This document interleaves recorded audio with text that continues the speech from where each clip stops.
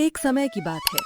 सुंदर नगर के एक खूबसूरत से गांव में रघु नाम का एक गरीब किसान अपनी पत्नी राधा और बेटे गोपाल के साथ एक छोटे से घर में रहता था। रघु अपने खेत में कुछ सब्जियां उगाता और फिर उन्हें बाजार में बेचकर जो भी थोड़े बहुत पैसे मिलते उनसे अपने परिवार का पेट पालता था। लेकिन इस साल प्रकृति को कुछ और ही मंजूर था। सही समय पर बारिश न होने और गर्मी बहुत ज्यादा होने की वजह से उसके खेत में अब सब्जियां बहुत कम उगती थीं। जो थोड़ी बहुत सब्जियां उगती वे भी ज्यादा गर्मी की वजह से खराब हो जाती थीं, जिसकी वजह से अब रघु के लिए घर चलाना बहुत मुश्किल हो रहा था।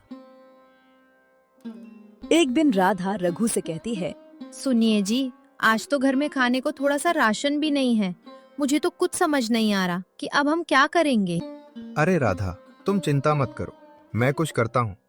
मैं ले आऊंगा कहीं से राशन। फिर इतना कहकर रघु वहां से चला जाता है। ऊपर वाले, ये कैसा समय आ गया है। मेरे घर में खाने को कुछ नहीं बचा।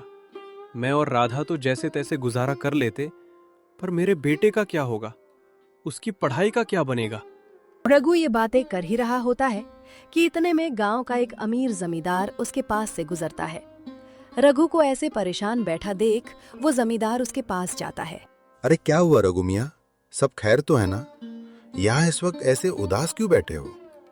क्या बताऊं जमींदार जी, बहुत मुश्किल समय से गुजर रहा हूं। बारिश ना होने की वजह से खेत में सब्जी नहीं हो पा रही, जिसकी वजह से घर चलाना बहुत मुश्किल हो गया है। रघु की ये बातें सुनकर जमींदार के मन में लालच आ जाता है, क्योंकि जमींदार मोहनलाल बहुत ही लालची और शातिर किस्म का इंसान है, जो हर वक्त लोगों को लूटने के बारे में ही सोचता रहता है। अरे रघु भैया, इसमें परेशान होने वाली कौन सी बात है? आपके इस मसले का हल है मेरे पास। अभी किसी काम के लिए आगे की तरफ जा रहा हूँ। तुम शाम को मेरी हवेली आ जाना, मैं तुम्हारी मदद जरूर करूंगा। आखिर गांव वालों के सुख दुख में काम आना मेरा ही तो फर्ज है। इतना कहकर जमींदार वहां से चला जाता है और फिर जमींदार के बताए हुए समय के मुताबिक रघु उसकी हवेली पहुंचता है, जहां जमींदार मोहनलाल पहले से ही रघु का इंतजार कर रहा होता है। आओ आओ रघु भैया, मुझे पता था आप जरूर आओगे। आखिरकार तुम्हारी मजबूरी तुम्हें खींचकर मेरी चौखट तक ले ही आई। जी सेठ जी, आपने ही तो कहा था कि आप मुझे मेरे मसले का हल बताएंगे, इसीलिए मैं आपके पास आया हूँ। अरे हाँ हाँ रघु भैया, याद है मुझे। मैंने तुम्हें यहाँ इसलिए बुलाया था कि मैं तुम्हें कुछ रुपए उधार दे देता हूँ। ऐसे मुश्किल वक्त में मैं तुम्हारा साथ नहीं दूंगा तो कौन देगा? शातिर जमींदार अपनी चिकनी चुपड़ी बातों के जाल में फंसाकर रघु को पैसे उधार दे देता है, ताकि वो रघु से भारी ब्याज वसूल कर सके और अपनी चालाकी से बेचारे रघु को हर महीने 10% भारी ब्याज देने पर राजी कर लेता है। रघु अपने हालात के हाथों मजबूर होकर जमींदार की बातों में आ जाता है और उससे पैसे उधार लेकर भारी दिल के साथ अपने घर की तरफ रवाना हो जाता है। रघु जैसे ही घर पहुंचता है, राधा उसके हाथ में राशन का थैला और इतने सारे पैसे देखकर हैरान रह जाती है और उत्सुकता से उससे पूछती है, ए जी, ये इतना सारा सामान और इतने पैसे कहाँ से आए ये सब आपके पास? देखो राधा, मेरी बात सुनकर तुम गुस्सा मत करना। मेरे पास इस सब के अलावा और कोई चारा नहीं था। मैं समझ गई जी, आपने जरूर किसी से कुछ पैसे उधार लिए होंगे, लेकिन कोई बात नहीं, मैं गुस्सा नहीं करूंगी। मैं भी यही सोच रही थी कि किसी से कुछ पैसे उधार ले लेते हैं। ऐसे मुश्किल वक्त में हमारे पास और कोई चारा भी तो नहीं है। हाँ राधा, ये पैसे मैंने जमींदार से उधार लिए हैं, ताकि इन मुश्किल हालात का हमारे बेटे गोपाल की पढ़ाई पे कोई असर न पड़े। लेकिन तुम चिंता मत करो, मैं जल्दी ही ये सारे पैसे चुका दूंगा। इसके बाद राधा रसोई में खाना बनाने लगती है। खाने की खुशबू इतनी लाजवाब होती है कि उसका बेटा गोपाल खुद को रोक नहीं पाता और रसोई में अपनी माँ के पास पहुँच जाता है। वाह माँ, रसोई से आज खाने की इतनी लाजवाब खुशबू आ रही है। आज खाने में क्या खास बनाया है? हाँ बेटा गोपाल, आज सब कुछ तुम्हारी पसंद का जो बना है, इसीलिए तुम्हें ये खुशबू इतनी अच्छी लग रही है।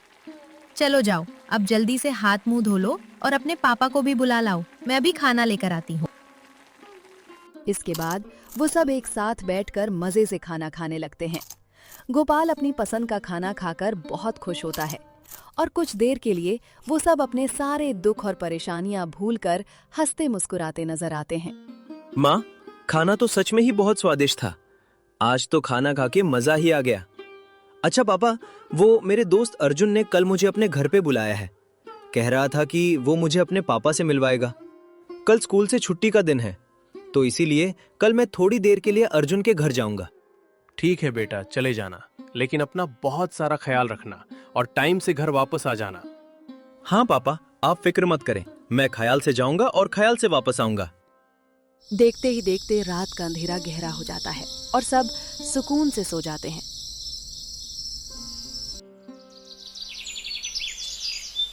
अगली सुबह गोपाल अपने माता पिता के पांव छूकर उनका आशीर्वाद लेता है और उनसे इजाजत लेकर अपने दोस्त अर्जुन के घर की तरफ रवाना हो जाता है।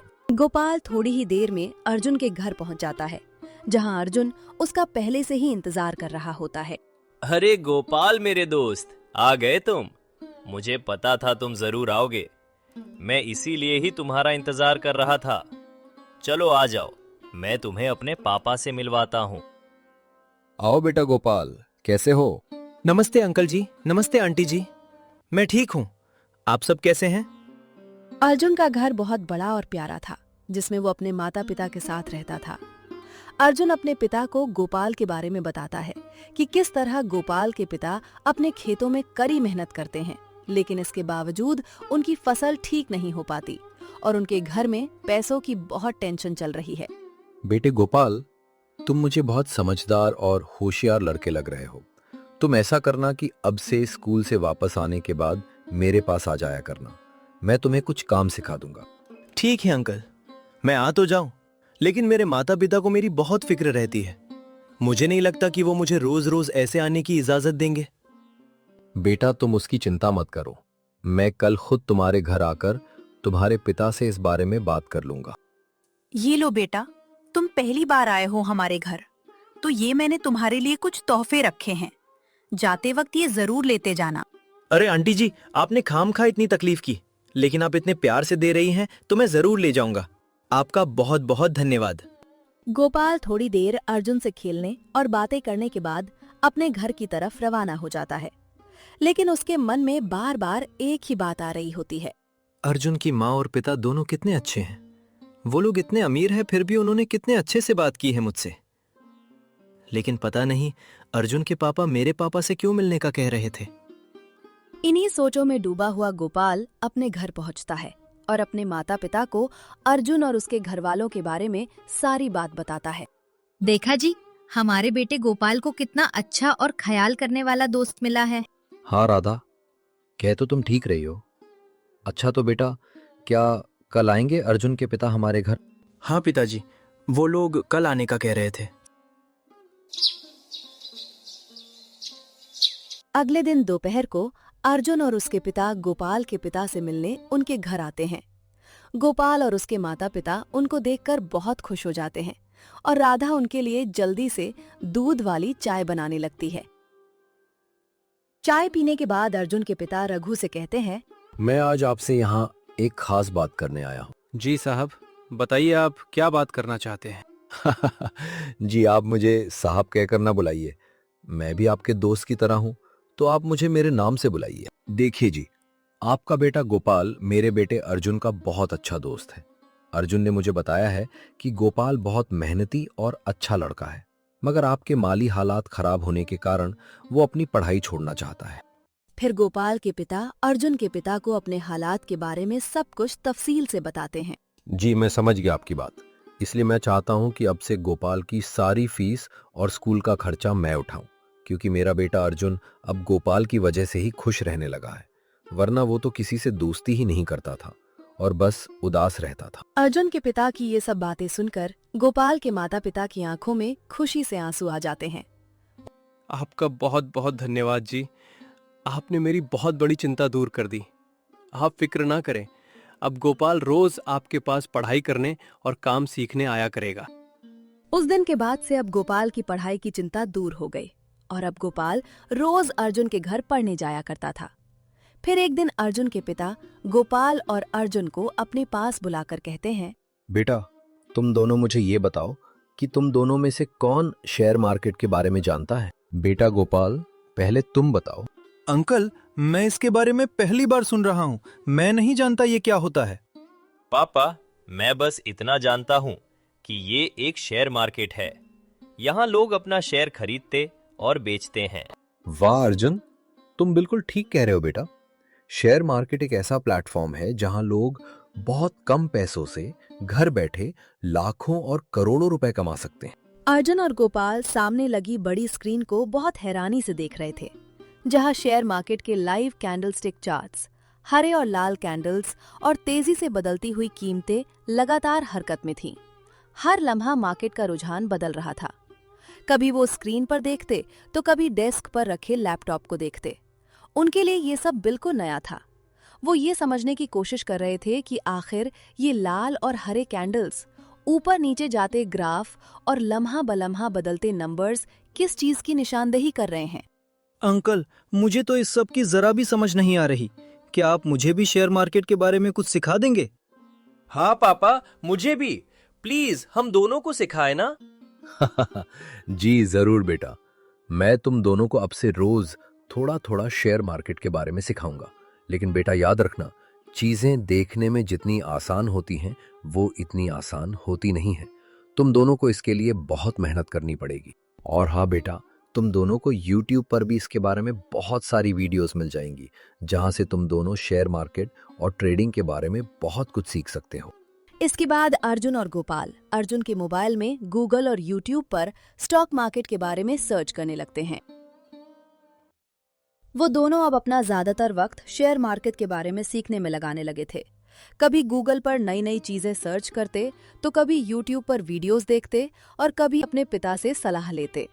रोज कुछ न कुछ नया सीखते सीखते कुछ ही दिनों में दोनों को शेयर मार्केट की अच्छी खासी समझ आ गई।